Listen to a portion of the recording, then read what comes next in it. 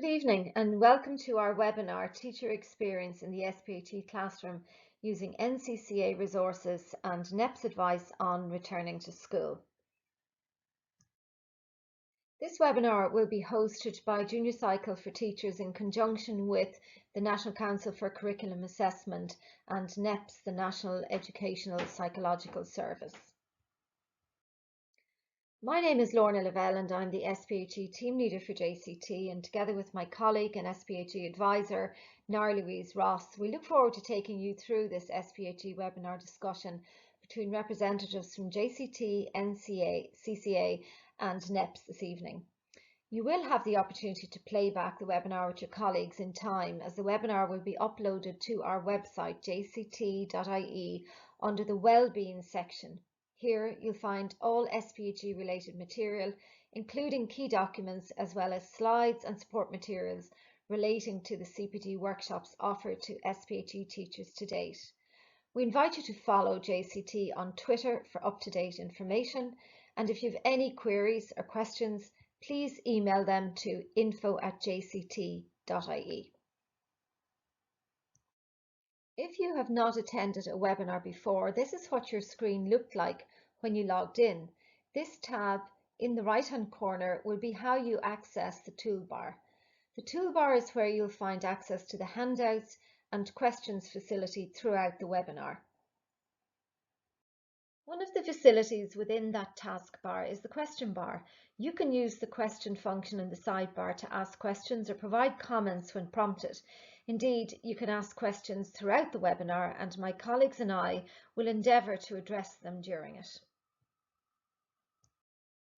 We're very grateful to our JCT panellists tonight, Catherine, Caroline, Laura, Emer, Alva and Rosaline, who have spent the last couple of weeks trialling the NCCA resources in their classrooms. They will share their experience with us over the first part of the webinar. Following the discussion with our SPHE teachers, we'll be talking to Annette Honan, Education Officer with the NCCA, and Eileen Dwyer, Educational Psychologist with NEPS. And can I just say a big thank you to all our panellists and everyone who has helped this webinar come to fruition. We hope you find it useful. The resources that we'll be discussing tonight include, but indeed aren't limited to, Hobful's 5 key principles as laid out by NEPS and the Department of Education, the NCCA Back to School lessons, and the Wellbeing Indicators. Further information on all of the above can be found in the Useful Links handout attached to the sidebar. We'll be focusing on the following learning intentions: analysing feedback in terms of the needs of participants following the previous webinar, discussing the teacher experience in the SPHE classroom during this unique return to school with JCT, NCCA and NEPS representatives, and further supporting the teaching, learning and assessment in the SPHE classroom through the use of Hobful's 5 key principles and in the light of new measures. Firstly, let's take a look at the feedback from the last webinar. Thanks to all of you who filled out our feedback survey. We received really positive feedback, and there are also clear patterns coming through as to what teachers needed now, which we will address tonight. The first question we asked was, what was the key message you took from the webinar? Teachers responded, connection before content, how to approach teaching SPHE with all the changes, and the concept of Hobful's 5 principles and how it can help with settling back to school. The second question was, what's the next action you will take having viewed the webinar? Teachers responded that they would recommend it to others, to ensure that the lessons were used in their planning for the classroom, and to try to embed the 5 key wellbeing messages into my SPHE lessons to help students transition back into school. So you can see here that Hobful's 5 key principles are coming across strongly in the feedback. The third question we asked was, what further supports from JCT, NCCA or NEPS would assist you in these actions? Teachers said that they needed more support in how to best help the students. Maybe some suggestions on how to carry out interesting and engaging classes in SPHE, taking physical distancing and masks into consideration. Finally, we asked people whether they had any other comments, and a particular response from a teacher was, some of the lessons involve group work and passing sheets around between groups. I didn't think this was allowed. I also find it difficult doing group work with specific seating and 1 metre distancing. I'd really like advice on this, as I feel SPHE, if done well, involves a lot of close interaction between students. We can see here, and numerous times within the feedback, that teachers are inquiring about how best to cater for students in the SPHE class while considering the new measures. We'll endeavour to cover this along with embedding Hobfall's principles in the SPHE classroom over the course of the webinar. We'll do this through discussions with the NCCA, JCT and NEPS representatives. Firstly, we'll begin a conversation with JCT Associate SPHE teachers to explore what they saw as successes and challenges while teaching the NCCA back to school lessons with their junior cycle students. I'll hand over now to my colleague Nara Louise Ross for this part of the night.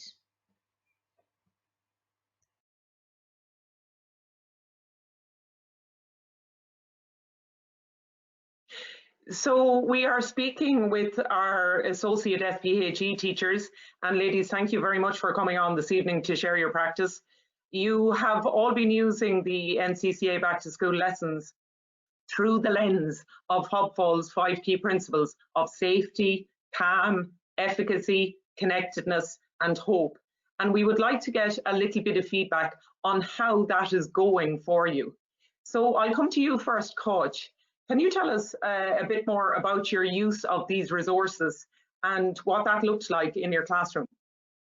Hi, Nari. Yeah, well, as you know, the specification for SPHE in the junior cycle emphasises the importance of having an agreed contract among the students so that the learning environment is a safe and respectful one. And in the last webinar, the SPHE teaching supports for the return to school, there was a big focus on creating a sense of safety among the students. And a big part of creating the sense of safety is establishing ground rules in the classroom. So with my SPHE students, I discussed with them, you know, the importance of creating these rules, this contract. I invited them to individually just reflect on what rules might be important to them. Once they had some time to do this, they were then able to share with somebody else in the class what they had come up with. And then we put on the board, we brainstormed together collectively what all these rules were. Based on this, then we were able to draw up a contract for the class, a set of rules that the students could adhere to.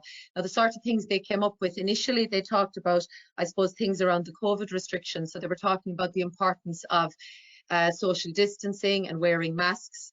And then following on from that, they came up with things like the importance of being kind to one another, listening to each other, respecting each other's opinions, giving everybody, you know, space to express their feelings, their ideas. So this was a really powerful, a very good activity, I think, to do with the students at the beginning of the school year. It encourages students to take responsibility for their behaviour within the classroom. It also allows them to take ownership of how the class operates. It allows the student voice to be heard. And I suppose most importantly, it creates that safe space for students in which they can learn. So it was a really, really good starting point for us. And as was mentioned, you know, in the last webinar too, these rules are to be referred to regularly in order to reinforce them. And we can return to these to revisit them, renegotiate them at any time as we need to during the year. Thanks very much, Coach. It sounds as if creating that sense of safety for your students through ground rules was your start of the year, like your jump off point, which is a very solid base to work from. So well done, thank you. Next up is Rosaline. Rosaline, I know that the principle of creating a sense of calm is what you wanted to particularly focus on with students. How did that go? It went very well. I was working with a third year group using the NCCA guidelines. I read through the icebreakers. I selected one of the icebreakers, which was on M&Ms. I adapted it to the class situation. Originally, I was to give out M&Ms and associate a question with the colour of the M&M. due to COVID and all our restrictions at the moment, what I did was I had a box of shapes and they're different colours. So prior to the students coming into the room, I put a little block on each of their tables. I projected on my board a PowerPoint presentation connecting a question with a colour, such as what's the biggest change about being in post-primary school. I let them think for a couple of minutes and then we had a discussion around it. Super, thanks Rosaleen. You've really created that calm space within your SPHE class for students, and well done on that, while also being cognizant of the measures due to COVID. So well done on being aware of those things. So thirdly, we have Emer. Are there any particular sessions, Emer, or activities that worked really well for you, and any challenges? Hi, Nori. Yeah, the one thing that we kind of concentrated after framing the lessons, the initial lessons, about the positives and the challenges, we went into the remote learning survey next with our second and third years. We used the resources. We edited it because we used the G Suite platform in our school, so we just edited slightly and included a couple of functional questions also, like how long they spent on average doing schoolwork, quality of their Wi-Fi, how they access their work, and so on. And this was just to get a full understanding of the practical challenges as well as the teaching and learning challenges that they would have experienced during the remote learning period. So I suppose the key part of the feedback was identifying the skills that needed to be developed in order to improve their learning. So this was really effective in raising the awareness of students of how the development of such skills were beneficial to their learning. So some of the things that came out of the survey, the students mentioned their planning skills, their prioritizing skills. Some of them had improved their skills, but a lot of them mentioned in terms of things they struggled with. A number of students mentioned coping skills, although a large majority actually had coped very well and showed great resilience during that time. And obviously, a lot of them felt more comfortable at home and safe at home, but at the same time really missed school and they found it more difficult learning at home. And in terms of the other skills that were mentioned, over 50% of students talked about lacking skills in goal setting, time management, motivation and independence. So I suppose awareness is half the battle in identifying what they were struggling with, so that we could kind of affect change from there. So the next thing we were asked to do in the next lesson was to look at the survey findings and what we can learn for it. So that's what I hope to do with them tomorrow, actually, with my second years. And so I'll give them out the survey results and I'll ask them to have a look at it and ask them questions on anything that surprised them or, you know, what they noticed from it. So what I'm hoping through this is that we'll identify that the students will identify their own responsibilities in developing these, that they can be in charge of their own time management and their motivation and independence. And also, obviously, we support them in every class through the junior cycle kind of framework, but specifically in SPHE. And we will probably look next at a unit, maybe in Learning to Learn, which will be designed specifically to support the development of those skills that they have acknowledged that they were lacking in.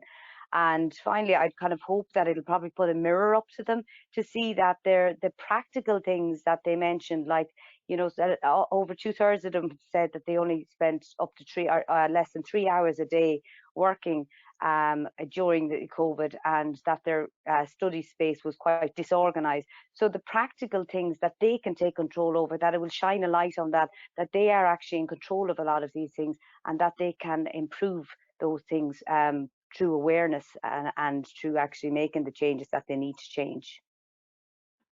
Emer, thanks so much. And what a great way to nurture a continued culture of student voice in your school. You had spoken about that in one of our previous webinars before the summer.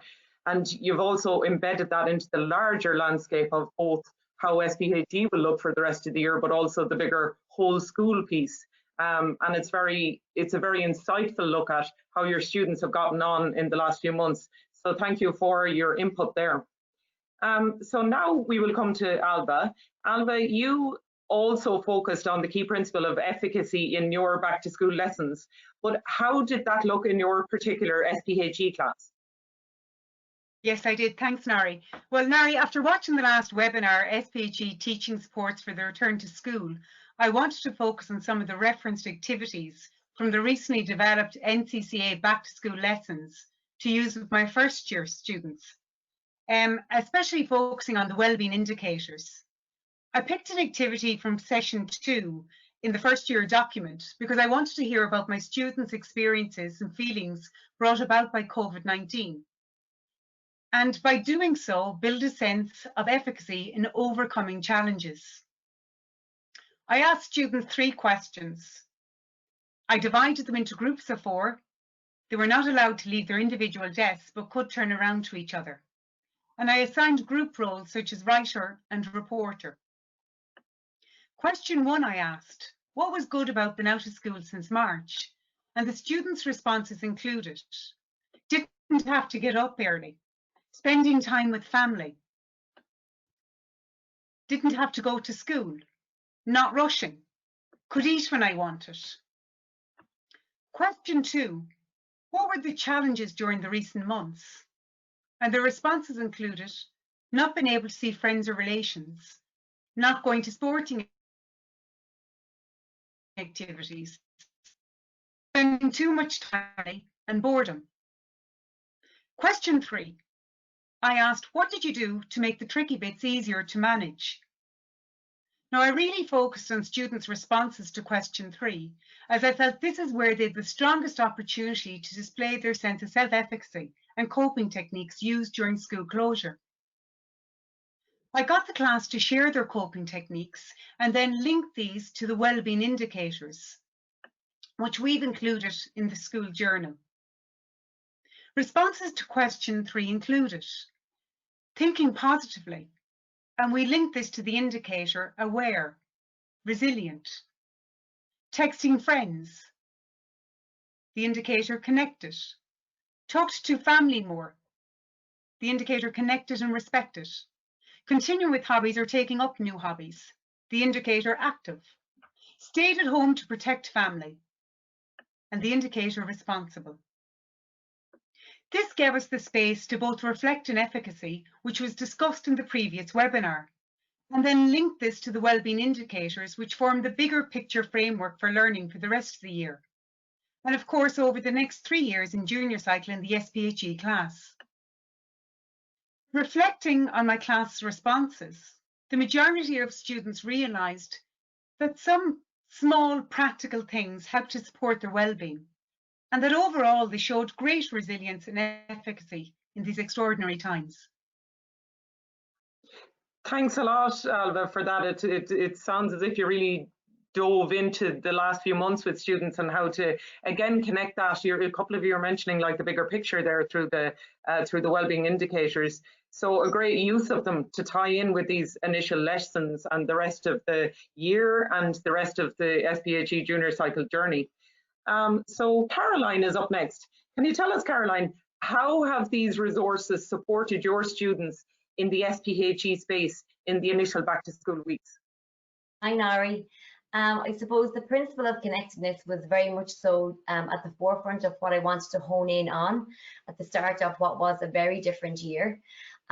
So with this fundamental, along with my knowledge of my second year group, because I had them last year, and the need to be physically distanced in the classroom, I did look at, you know, what the NCCA had on offer, and I decided to adapt and blend maybe lessons 1 and 2 to cater for my students' needs. So with this in mind then, and in a physically distanced classroom, the dynamics were very simple. It was a whiteboard. You had to the left of that a brainstorm with the challenges of COVID and restrictions to the left-hand side. And then to the right of the whiteboard, you had then the positives or the benefits from lockdown and restrictions on the right-hand side. And it was these 2 fundamentals or elements that were going to feed into the discussion in that class time. So I suppose looking at some of the feedback that the students gave me in terms of challenges, it was boredom, it was being overwhelmed with online learning, it was the fear of the unknown, and that was discussed in depth with my students. And then we worked then from that space into the more positive and beneficial outcomes as a result of the restrictions. And those things based on maybe an attitude of gratitude, a sense of autonomy over one's day, over their online learning experience. So what I suppose I was trying to make them aware of was the fact that we were all connected through this experience. And I was part of that connection with them too, because some of those experiences I definitely did share. And I think it was, you know, trying to make that connectedness element, that principle, very much so real and tangible to them. I wanted to pull it then out of the, I suppose, the discussion and maybe widen it out to make them realise that it was very much so connected then to the indicators of well-being in their journals, and just again to maybe feed that into my ongoing practice with them throughout the year. Thanks, Caroline. That's really helpful. And again, a lot of you have referred to connecting to the indicators and helping, I suppose, the teachers tonight who are viewing to see the bigger picture in the bigger scheme of things after these lessons. And it sounds as if your brainstorming session on those positives and negatives of COVID, you created that strong sense of connectedness among students in their sharing of experiences with each other. So thanks for that. And lastly, but by no means least, Laura, you created a sense of hope for students in your SPHE classroom. But how did you do that? Hi, Nari. So my SPHE class for first years was focusing on hope, as you said. Through the NCCA, the back to school lessons, I chose an icebreaker. Now, originally it was an icebreaker that used post-its and, you know, moving around the classroom, but obviously that couldn't go ahead with COVID. So from the PowerPoint you see there, I chose two of the emojis, and one was of excitement and one was worries. And I pitched to two of the students that there are excitement and worries that they have coming to school, but also that I had come back to school. So up on my PowerPoint, I used the green for the excitement, a box, and then I used the purple for worries, the box. So I asked them to write down their worries and their excitement that they had for coming into first year. But I started off with sharing what I was excited about. So I was excited about coming back to school, seeing my friends, seeing my colleagues, getting back into routine, meeting new faces, meeting new students. And their excitement then was the likes of new subjects, meeting new friends, and like the canteen and having a half day on a Friday. But also then the worries I was worried about not being on time for my classes, as I had to walk around the school and try to find the different classrooms. I was worried about having to wear a mask and try to teach with it. And so then it showed that I did have the same kind of worries and excitements as they had, and their worries were, you know, not making friends, being bullied, things like that. Now, originally I only put 10 minutes for the icebreaker, but going forward I definitely would give more time, and I'd use all the emojis there and go through them all as a sense of hope. Thanks, Laura. That's actually just preempted what I was going to say about it, which is it seems as if there's huge scope for extending that activity into further lessons to really build on and reinforce that sense of hope in students and indeed the whole school community. So thank you for that. And again, a huge thank you to all of you. You have brought so much, each one of you, from these initial weeks. And hopefully we hope that this discussion has been helpful for SPHE teachers as they embed the 5 key principles in a changed SPHE classroom environment.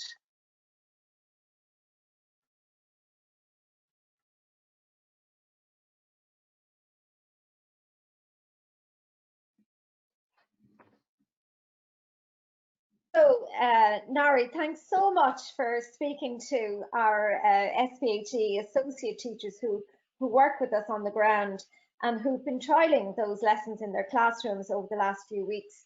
And really, it was phenomenal, the learning from our associate teachers.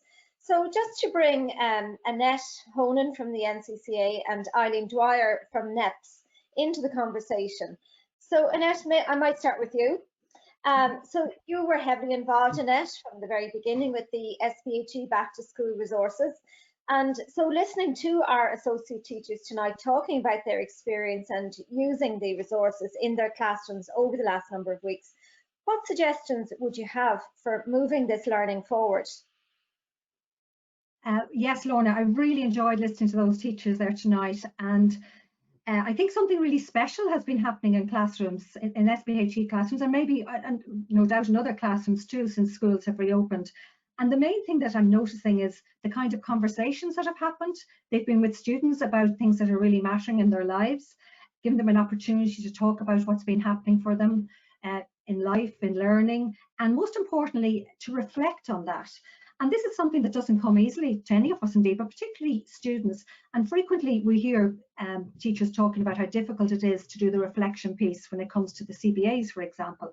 So I think it's phenomenal to see that, you know, the students are now being taught how to reflect through these lessons, because they've been recounting not only what's been happening to them, but what it means for them. And you know what they've learned about themselves in recent months, what they've learned about themselves as learners, and what does it mean for them now as they move on. So what the first thing I suppose I'd be hoping for is that these skills of reflection can continue and to be embedded throughout the year and throughout all of the teaching and learning of SPHE. And the second thing I'd be suggesting would be maybe to ask the question, from listening and talking with the students over recent weeks, what have I as a teacher learned about my students that's now going to help inform next steps and planning? And it was lovely to hear, for example, Emer spoke about having given the survey to her students, and what she learned from them in the survey was around the coping skills that they identified that they needed in order to be able to maybe cope better if they find themselves in similar circumstances again. Skills around organisational skills, goal setting, independent learning skills, all of that came up with her students. So she's now wisely identified moving forward with them by developing a unit of learning around this, which will link in usually with both the learning outcomes from the lessons that have already been done, but I'm thinking of the learning outcome in strand 1 of the short course, which is about identifying short, medium and long-term personal goals and ways that those can be achieved. So that's a great springboard to go to from where the students currently are. But for another class, it might be something different. You know, their need might be more around, you know, generally coping with life's challenges and doing some further work on that. That's the strand 4, learning outcome 4.9. Or you could find, I'm just looking here at the short course, you know, I could find myself the teacher looking at maybe connectedness more, and seeing, you know, learning outcome 2.3 is about describing what creates a sense of belonging at home and at school. So it'll depend on the students very much in front of you and where you feel now is the best place to go with the learning. But in tandem with that, the other question I'd be asking myself would be, not only what do I think they now need to learn next to build upon what we've already been doing, but also how do they need to learn? And what have I learned from the students about how they learn best and how they like to learn? And what are the kinds of methodologies that might have been successful in the last couple of weeks?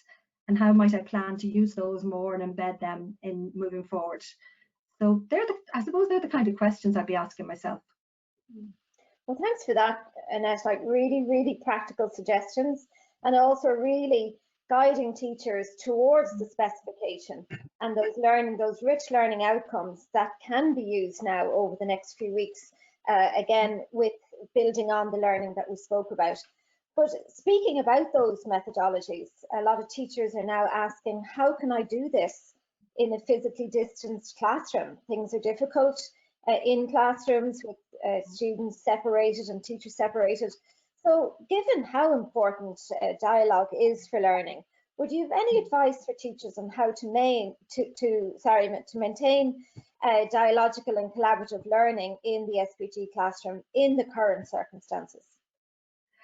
Yeah, Lorna, excellent question, because I can only begin to imagine what it must be like, especially the SPHE teachers who are, you know, dialogical learning is the bread and butter of a good SPHE class. It's not about the teacher up there talking and telling.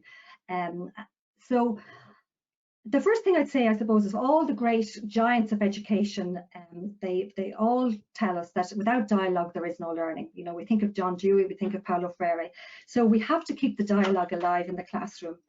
And the first and the most important dialogue is with themselves as students, as learners.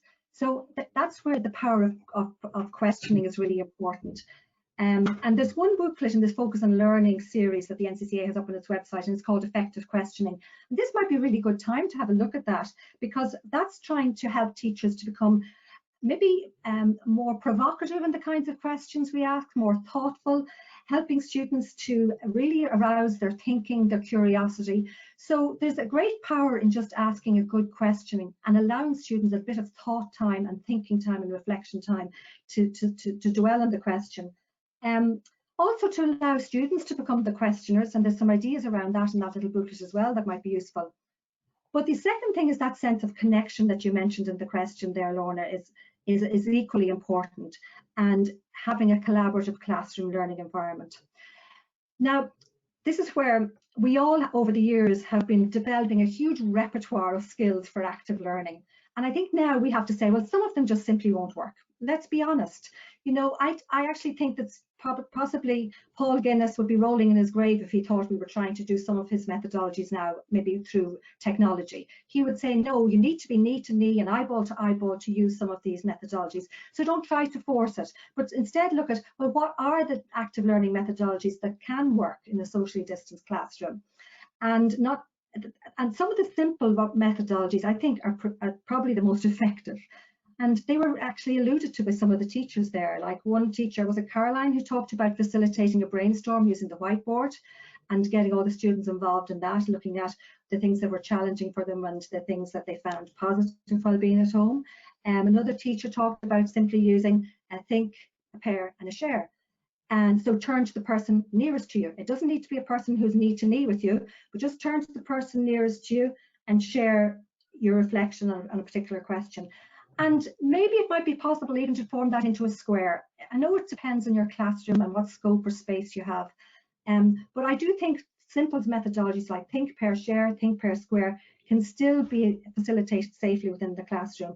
Other things like the show me boards. And they were used quite a lot in assessment for learning, you know, to show at the teacher, you know, your response to a question or your understanding. But I think they could be used too, where I'm very conscious. I talked to somebody the other day who said that they were really worried about their child because she's very quiet, and behind a mask, she hasn't a hope of having a voice in the classroom. And it got me thinking about ways that children can be given a voice in the classroom behind masks. And the show me board, I think, is a really good idea, because it's where you just basically take a piece of white card, A4 size, laminate it, give one card to each child, and a marker that can be rubbed out. So therefore, when you ask a question, they can write their response and they can show it to each other, and they can rub out and they can show again. So it's a way of keeping dialogue going in the classroom as well, in a kind of simple way that doesn't require technology. I think the fishbowl discussion could be facilitated as well. That's one of the methodologies that's in the Key Skills booklet for working with each other that you can find online. Traditionally, to be, you know, a group of students in a circle in the middle of the room, and outside of them another group of students observe and watch their conversation, and then can have a conversation about the conversation. So that could be done with 3 or 4 students socially distant, and then the other students standing outside of that. Better still, maybe there's some opportunity to take the students outside and do that, and they can take off their masks and do the fishbowl. Or you could do things like a walking debate outside. You could do a continuum where, you know, you're agreeing or disagreeing on a spectrum of views on a particular issue, if you can manage to get them outside or into an open space.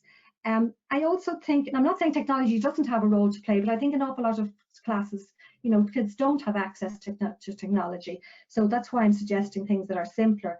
And also, I think collaboration isn't just about it being in school collaborating, but I think set collaborative tasks that students can do at home, and set up little home kind of teams that they can work, whether it's with the Google Doc or just through phone chat or whatever they use for connecting with each other, which they're well able to do outside of school. And I would mix those groups. I'd have random groups that you would assign as a teacher based on, you know, a diversity of students' abilities and so on, and then also allow the students to form groups to work around a particular topic or interest to them as well. And you know, make sure that the collaborative learning is happening not just in the classroom, but maybe at home as well. Finally, I'd say inject a bit of fun in it all. I mean, it should be enjoyable, the learning. So if that means even just stand up on the spot and have a jump, have a dance, put on a little bit of music there, you know, to break it all down. And I wouldn't underestimate the power of symbols and rituals in the classroom as well. Whether it's being, you know, a class motto, a song that the students like to sing to rally each other along, or the symbol of lighting a candle in the classroom and saying, well, you know, this candle is it reminds us that we're all in this together and we're all here as a light for each other together. You know, whatever it might be, I think there's a lot of different ways that we can create connections and that sense that we're there for each other and we're working together through this. So they're just some random thoughts. Well, thank you, Annette and Lorna. If you don't mind, actually, there's some things that have come up from Annette's answer that I'd like to ask Eileen. But Annette and Lorna, if you could return to student voice, which is something that came up in Annette's answer, that'd be great afterwards. But Eileen, I'd like to ask you from a NEPS perspective about connectedness. So again, as we can gather from the feedback from the previous webinar, it's written all over that feedback, and from all of the conversations so far tonight, a lot of teachers are wondering at the moment how they can operate with as much connection, particularly in the SPHE classroom, given that there are such restrictive physical distancing measures in place. Do you have any thoughts on this? And again, as I said, from the NEPS perspective on this, what would be your take from what you've just heard from Annette as well, I guess? Yeah, absolutely. I'm hearing this a lot in my conversations with schools at the minute, apart from SPHE. And I think what's really interesting, I definitely agree with what Annette has said, but I suppose Annette's focus is on the curricular connection, so to speak, although you went into other stuff later on. I suppose mine would be sort of in the hidden curriculum, what's going on psychologically. So I suppose really the way I address this with teachers is I think it's really important to distinguish between physical distance and psychological connection, because we can be, sorry, something just fell there. We can be in, say, you know, the busiest street of Grafton Street and feel totally disconnected, or we can be a Buddha sitting somewhere on our own on a mountaintop and feel totally connected and at one with the entire universe. So I think to fixate on the physical distance, it's an easy target to do, because that perhaps is what's causing us distress as teachers or as practitioners. So I would distinguish between physical distancing and connection. And then the next thing that I would have a look at, whose connection are we talking about if we bring this up as an issue? And this is where I always invite and like to invite teachers and school staff into the narrative, into the conversation. We talk about the voice of the children, which is hugely important, but I also want to hear the voice of the school staff as well, teachers and SNAs. So is it a sense that the school staff feel that this distance is a connection issue, or do they feel that that's an issue for the students? So I just think it's very important to raise that issue. And it's only by then that we can sort of look at it and play with it a little bit. So if it is that, because quite often, you know, children aren't as disconnected as we think they are. They may be, but quite often they're not, because they're used to sort of WhatsApping and all, you know, they're used to communicating and being connected without physically being with people, much more so than you know, older people would be. So think about what is that, and then if it is something about you feeling connected, and I am hearing this from teachers, I'm hearing that, you know, if they do come into a room with their face masks on, that they get, you know, that it can be quite emotional for them because it's the first time that has happened in a long time. So they're missing that physical connection as well, and don't know how to jump into the psychological connection. So name it first of all is what I would say. Which connection are you talking about? The next thing I would say is, if it is your connection, think about how you can increase your own connection with your students. If you think it is your students, ask them about how they could feel more connected with each other or do they feel connected? So you can see where getting the teachers to feel more connected would be a very different solution to children feeling more connected. So for example, I think the ways that Annette pointed out for communicating is you know, a Mentimeter or putting it up on the whiteboard, or all the different activities that she mentioned there. And then there's like feeling part of a group, which is like a psychological connection. So that could be, I think you mentioned as well, Annette, a motto. Or it could be like, you know, a lot of young kids wear the, you know, the plastic bands, you know, when they follow certain things, or it could be a color coding, or it could be a motto, or it could be a group phrase or something like that. Or it could be an inspirational sentence that they would have each time at the beginning of an SPHE session. So that's really what I'd say about connection. Don't fixate on the physical distance, because that could mean that it could be kind of like an aversion to the physical distance, so you fixate on it. I don't want this to be the way it is, so I'm going to focus all my energy on how can I fix that. We can't. We simply can't. So we won't, you know, run from it. What we'll say is, what can we do instead, or what is it really that we want? So the psychological connection, I think, can be resolved in that way, finding out whose connection you're talking about, and then finding ways of psychologically connecting through the motto, through the band, through the asking the students, and through the teacher bringing their voice in as well. Yeah. Does that make sense?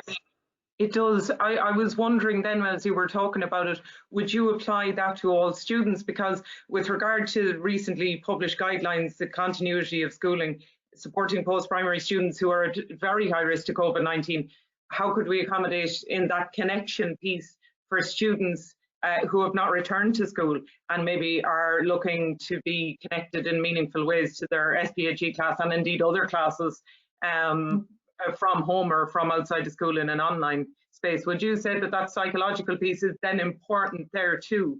So it sounds as if you're kind of almost stepping out into the bigger picture and saying, what are we really talking about here when we're talking about connection? What are your thoughts on that with regard to those students?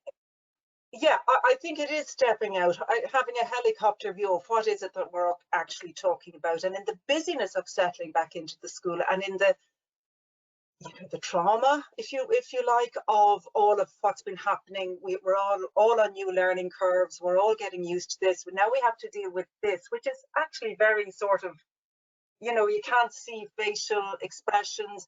We don't tend to speak as much when we have masks on, but yet talking isn't necessarily a sign of connection. Do you know what I mean? So it's about us getting used to that. I think Annette mentioned something about a space, a comfortable space, when it does take time for the narrative to come back. It's about us as practitioners being comfortable in that space, in that silence. Silence doesn't mean nothing is being done. It actually can give a huge space for people to reflect, which was the earlier piece that Annette was talking about. So it's about, I really do feel it's about getting comfortable ourselves as adults around the children in what these differences in how we practice, what do they bring us up for us? And breathe into that.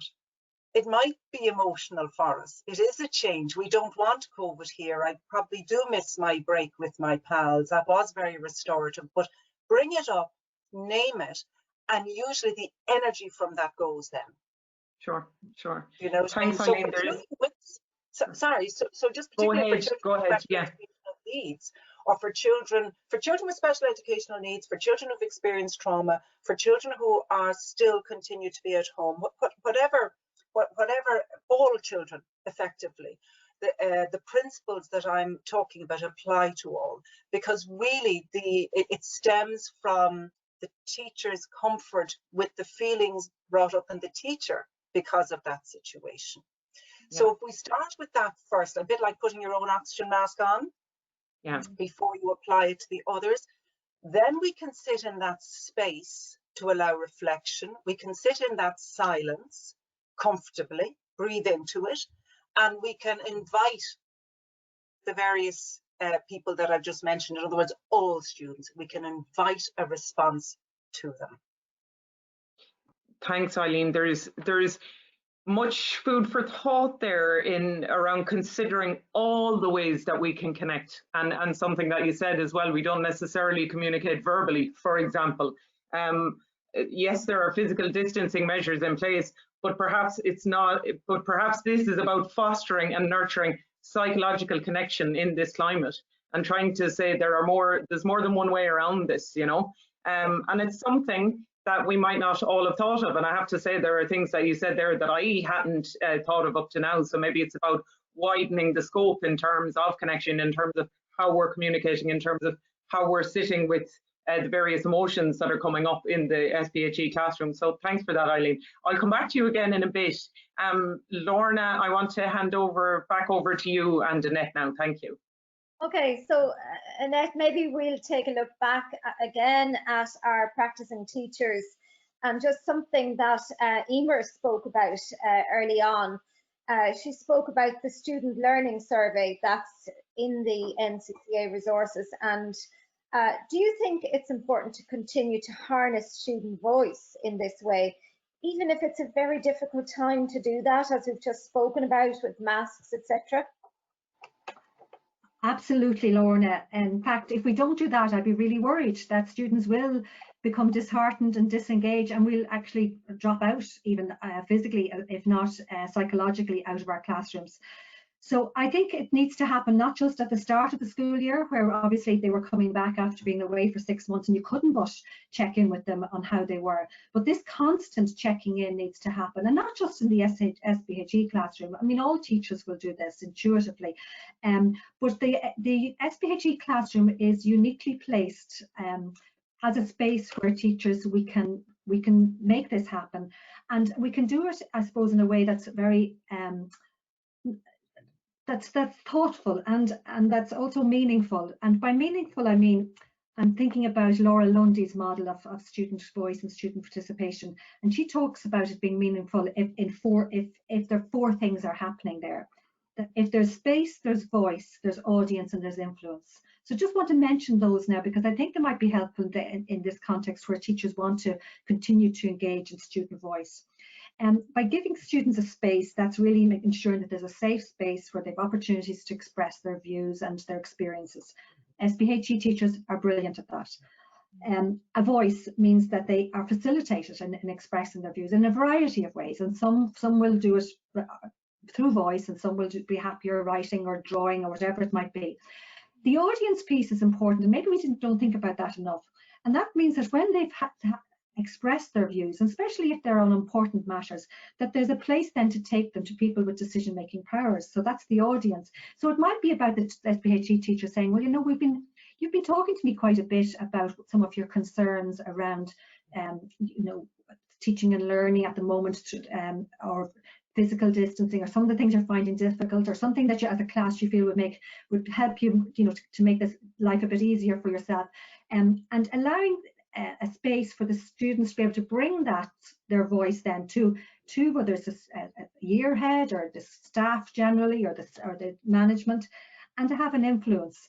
So that, and this isn't going to be necessary every day of the week, but on occasions where something has come up in class, the SPHE teacher being that kind of an advocate with the students, and to bring their voice forward into a wider forum where they can say, well, you know, would you like me to share this with other teachers? Would it be helpful for other teachers to know about this? Would it help them to help you more if they knew this? Would it help them to maybe, you know, engage in different kinds of teaching methodologies that would help you? All of that's the kind of voice, I suppose, that I would hope to see happening. And I suppose to sum up, I just think that probably something very special has been happening in classrooms for the last few weeks, and there's a really important opportunity now to build on this, and to build on that, and to continue that good practice through continuing these kinds of check-ins, I suppose, would in a sense, but it's more than that. It could be quite powerful, really. So that would be my sense of that and my hope.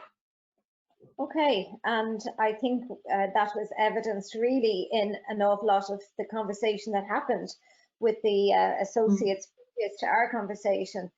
So just finally, Annette, for you, if I can ask you, you know, the considerations in planning for wellbeing 2020-21 document, it states that the pandemic has provided many teachable moments for the wellbeing classroom. Could you say a bit more about this for us? Yeah, well, Laura, I just feel it's an amazing time to be teaching about well-being, whether you're doing it through the lens of SPHE or PE or CSPE. You know, when the whole health and well-being of every human being on the planet is threatened, but also connected to each other, and our shared responsibilities, you know, we're never clearer, you know, at some levels. So I think there's a huge opportunity there to look at those issues of human rights and sometimes even an apparent conflict of rights that might be there, because, you know, for students in the classroom, they might be feeling, well, my right to freedom of movement is being restricted now because of the need to protect the right to safety of somebody else. Or they might be feeling maybe about the inequalities of it all. You know, why are young people having to carry the burden of this pandemic? And are the things we're being asked to do maybe harder than other generations? So those are really important conversations to have. And even the inequities in society are coming to the fore, and to talk about those is really important too, because as much as, you know, people are being told during pandemics, so go out and get exercise, that's all well and fine, but if you don't have a blue or green space to exercise in, which many of our young people didn't, or they didn't have the technology to engage in learning, and so on. And what about the rules and the regulations and the laws in our lives that we're all more aware of now? You know, again, there's an opportunity to talk about all of those and why they're there, and that sense of the common good. The role of the media and in fact even health literacy is a really important skill within SPHE. But if students are getting all of this media information about health and well-being, but they don't have the media literacy skills to be able to navigate their way around it, then I think there's an opportunity there. So that's another teachable moment. And I suppose at the heart of it all, what I think about when I think of the teachable moments, I just think that at the moment, you know, in SPHE, at the heart of what we do in SPHE is we're trying to help young people to make responsible decisions and to make good choices based on their personal values. And this whole pandemic has really given us all a chance to put our values into action. Whether it's wearing a mask or it's reducing our social contacts or whatever it is, what we're really doing there is we're putting our values of love and care into action, and we're showing what it means to be a good citizen. But as adults, we do need to acknowledge that for young people that's not easy, and actually just telling them to do this isn't going to work. So we need to allow them to work through that and to have conversations about that. And to work it out for themselves. So that's where I see just loads of teachable moments. And it's probably never been a more challenging time to be an SPHE teacher, but never has it been a more important time either. And I would just love to be in the classroom, to be honest. And I know you would, but I really think, you know, everything that you've said there so just acknowledges the work that's been going on with SPHE teachers. Not just now. I mean, we've been doing this in classrooms for a very long time, and I think now is the time when maybe SPHE teachers and their role will be recognised, you know, that it's just so important to have these conversations, to tackle these issues with students, and they may not get the opportunity in other classes. So in the SPHE classroom, to be able to activate the students like this in their learning, I think is a great opportunity. But I think we do need to acknowledge the work that is going on in the SPHE classroom right now. It's so important. Totally agree with you. I don't think anybody could be doing anything more important right now. Yeah. Thanks for that, Annette. I might hand over to Nari. Have you? I do, Lorna, thank you. I'm going to, I've been thinking here, Eileen, about some questions for you, because the following questions struck me as I spoke to the SPHE teachers in the last conversation, but it also struck me as like a pattern coming up in the feedback from the last webinar as well, and it's around Hobfall's 5 key principles. So it's on the minds of plenty of teachers as they plan the first few weeks and beyond. And that question is, do we just use the Hobfall approach for returning to school and settling back in period, or what happens there with that approach? Well, that's a really good question, a really interesting one, and it's a little bit like what Annette was saying about teachable moments. I think this is a moment there as well now of sort of incorporating different things into our teaching practice.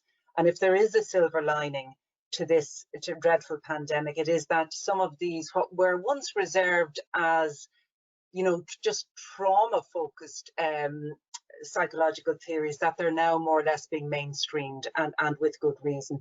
So no, Hobfall is not for Christmas. Hobfall is for all year round. What I would be doing as a teacher, and a bit like Annette, I get, you know, excited about this sort of stuff, is that it deals with the sort of the hidden curriculum, what's going on in the classroom, apart from the SPHE, or apart from the geography, or apart from whatever. And what's wonderful about it is that the principles, Hobfall's principles and the other principles that we mentioned in the returning to school, looking after the well-being of the whole school community, and the toolkit, is that basically what they do is they promote resilience. And since resilience can vary and fluctuate, then really isn't it important that we keep doing things to promote them? Because you know yourself, your resilience, you might get a couple of knocks in one week and you're a little bit low, you're a little bit shook from it. So you're not as, you know, the resilience muscle isn't as strong as it was last week, so to speak. So these principles continue to nurture and continue to promote resilience. And then the other thing that they do as well is that we're still in COVID-19, and we're going to be for another while. There's still going to be issues that people have to deal with, unfortunately. And we need to be able to cater for children who are impacted by COVID-19, whether it's down to bereavement, or whether it's due to illnesses in the home, or whether it is due to you know, job loss or things like that. So we need to be able to have something ready to catch them, a safety net, a psychological safety net for things that may occur.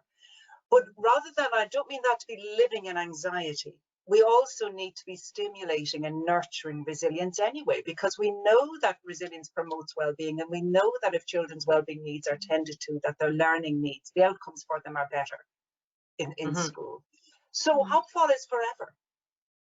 This is the way I would be teaching forever. I would be promoting, and in the toolkit that we have on the gov.ie back to school under wellbeing guidelines, the toolkit that goes with the returning to school webinar gives lots of examples of activities that promote each of the Hobfall principles. Now, in reality, one activity produces more than one of the principles, but we just sort of categorize them to make them easier.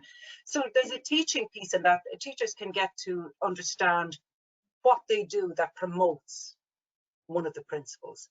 So that's what and then if you notice something happening with children, a child or a young person in your class, that they might need maybe some work on their self-efficacy, or they might need, they're getting demotivated and they seem to be lacking in hope, well, then you'll know to bring in some of the strategies that promote hope, or some of the strategies that promote self-efficacy.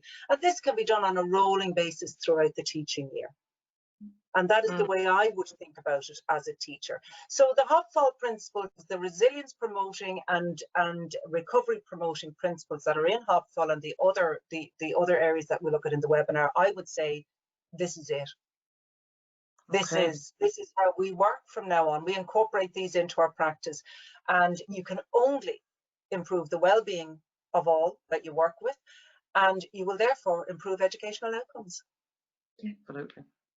Thanks, Eileen. As you were speaking there, I was thinking about, you know, you were kind of talking about Hobfall really from the whole school perspective. So I'm just going to pull it right back to SPHE for a minute and say, you know, do all students, and again I'm going to say all students, do all need this within SPHE? Do they all need this approach? And equally, we had talked about SEN students, vulnerable students, students that have been through trauma, anxiety, disadvantage, etc.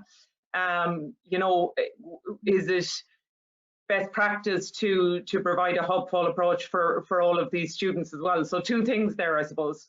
What about in SPHE, and what about all students when it comes to Hobfall? Well, first of all, I definitely promote the universal approach for the Hobfall principles. So that's either whole school, well, whole school would be fabulous, all subjects fabulous. SPHE definitely, because for a number of reasons. Well, first of all, the Hobfall principles promote resilience. All children need to flex the resilience muscles. You don't know what what challenges children are going to meet throughout life, and it is a muscle that needs to be flexed. It needs practiced. You know, it needs to be nurtured. Resilience needs to be nurtured. So that's why it's important for all. I think it would be a terrible pity if we just focused on a few and then leave others remiss in developing those skills, so to speak. So definitely for all. Do you know what I mean? Now, the other reason why we promote all and do it whole class is because we really don't know who has been hardest hit by their COVID experience. You know, we simply don't know. Now, we may get to know now, but things can happen between now and Christmas and next year that we may be late in hearing about. So therefore, we are missing opportunities to help children recover or to promote their resilience in coping with whatever is happening at home.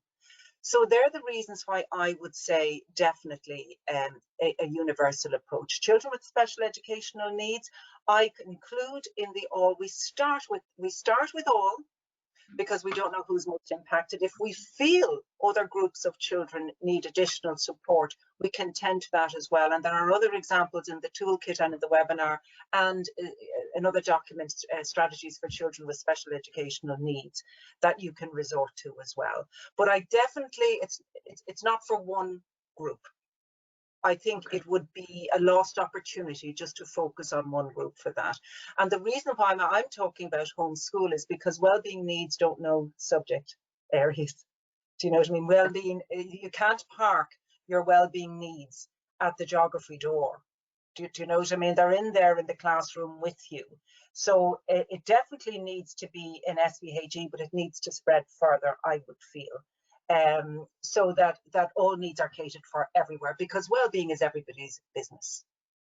Absolutely. Thanks, Eileen, for that. I was going to ask you, is this approach just for SPHE class, but you've very eloquently pointed out that indeed it is not, and it is a universal approach that catches all as such for that preventative piece, and for indeed catching students who we may not realise what the needs are.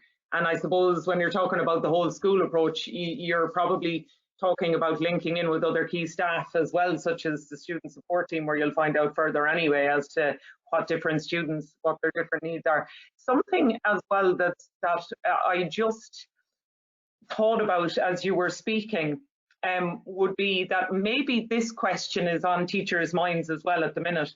Annette, you had pointed out that it's an exciting time and indeed a difficult time as well for teachers, but maybe SPHE teachers at the moment too. How, Eileen, do they mind themselves in that? Like, you know, if a teacher is sitting there thinking, I'm not a psychologist, I'm not a therapist, how am I to provide for this properly with my students in SPHE? How do they sort of, yeah, that's what I want to ask, mind themselves in that piece? I think that's a really great question, because the minders are the carers. Psychologists, psychotherapists have all gone through this. There isn't a country that hasn't gone through. It's the first time we've all been through this together, quite literally. So, and I do think that's a challenge. But I think one of the important things, first of all, I would like to direct school staff to the self-care pieces in the webinar and in the toolkit. That would be my first port of call, just to say there is help for you there. There are supports for you. So please read those, and all the other wellbeing information on gov.ie back to school under the wellbeing resources. That said, I think another piece is this, and I think it's interesting. I think you can be quite isolated in a classroom, can't you? You're kind of, you know, you close the door, you're there on your own, so to speak. I think you really, really, really need to connect with the support structures within schools, but whatever that might be. Now, there are several support structures. There's the classroom tutor, if you have that. There's year heads, there's student support teams, there's pastoral care, whatever exists in your school. I think you need to link in, plug in, get your sustenance from them. That's one thing. Don't do it alone. If you're concerned about somebody, you don't do it alone. Do you know what I mean? You stick within your teams, use your structures, go out there and seek them out, so to speak. The other thing about it is, I think, in terms of anybody helping themselves, is to name it. As I've said before, name it to yourself, name it. and say, what is it? What are my feelings here around this? What's coming up for me here? And what can be really helpful in that is, now I'm not saying this is the only route. It is talking to people, a trusted friend, a trusted colleague. If you're doing it yourself, it could be even something like, you know, some sort of mindfulness or some sort of meditation or something that allows you to give your mind a break from the concerns.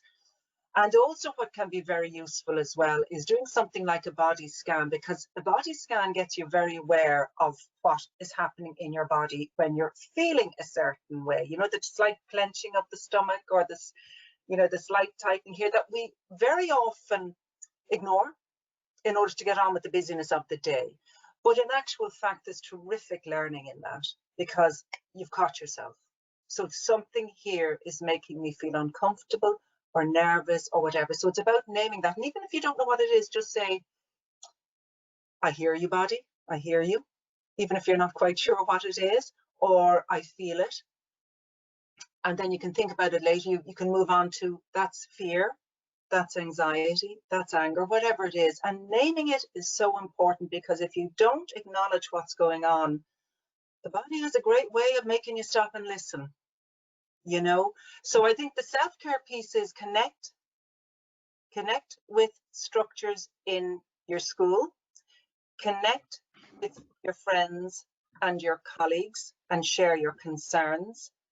Listen, self-care, listen to all the self-care stuff that we have for you and connect with those. There's various levels of things that you can access there. And then connect with yourself. And I'm not even saying that in any particular order. You know, connect with yourself, listen to what experiences are coming up for you, and name them to yourself, even if you don't name it to anybody else. Does that make sense, Nori? It does. It does. Thanks, Eileen. It sounds like when I step out of this piece and on a more global level, it sounds like if I, as an SPHE teacher, have the awareness around my role, but I can kind of provide a more whole piece when I connect in with the other staff in the school that might have various expertise, etc., then that whole package as such is delivered in the most effective way to students. So thank you for that. I'm going to bring this conversation to a close. So Eileen, Annette and Lorna, thank you so much for such a stimulating conversation about our return to school in 2020 in these times. And one conversation that hopefully will be of benefit to many teachers, because that's what we aim to do through this webinar tonight and through this conversation. And as teachers plan for all students in SPHE and in the whole school during the coming weeks and months. So just on a side note as well, a lot of people have asked about operating in a meaningful, active and quality-driven way in SPHE at the moment. And a point to note here is that within the classroom strategy space in the whole school section of the JCT website, the JCT whole school team has repurposed the 24 existing teaching and learning strategies for students and teachers in the physically distanced classroom and for students engaging with online learning from home. So it's very useful for teachers to visit this section of the JCT website. It will support all students in the progression of their learning in the unusual circumstances this year. They're available for download in PDF format, and I'm also going to attach them to the useful links document in the sidebar. So again, thank you to all for your contributions tonight, and hopefully it will be of massive benefit to teachers. Finally, on behalf of Junior Cycle for Teachers, the National Council for Curriculum and Assessment and the National Educational Psychological Service, I wish to thank you all for listening in tonight, or indeed for using this resource in your own time as you navigate returning to school with all students and the wider school community, both within and outside of the SPHE space. I encourage you to keep an eye on the JCT Twitter handle. I wish you the very best of luck, and please do not hesitate to contact JCT, NCCA or NEPS should you have any further queries. Thank you and good night.